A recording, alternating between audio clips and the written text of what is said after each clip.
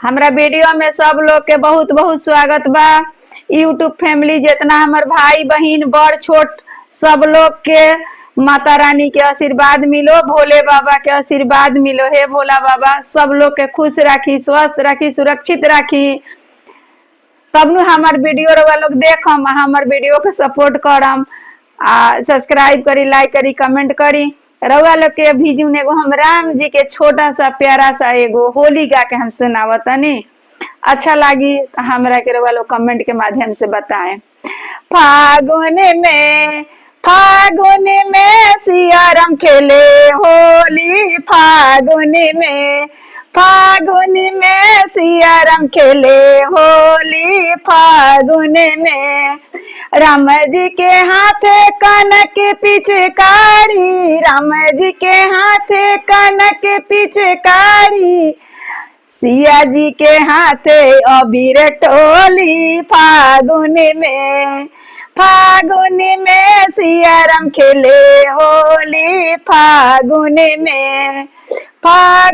में सियाराम खेले होली, फागुन में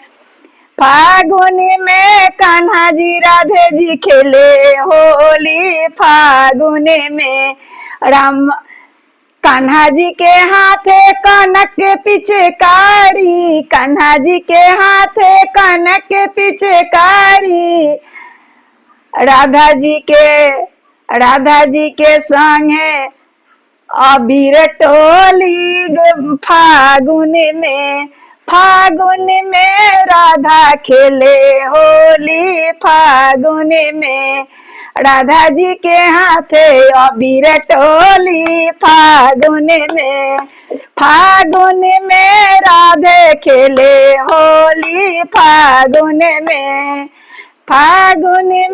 राधे खेले होली, फागुन में राधा जी के संग है तो बहुत सखी सहेली के ले रही। ससुरारी में गए रहनी कृष्ण जी, तो उनका संग है तो अबीर रहे सब अपन टोली सब सहेली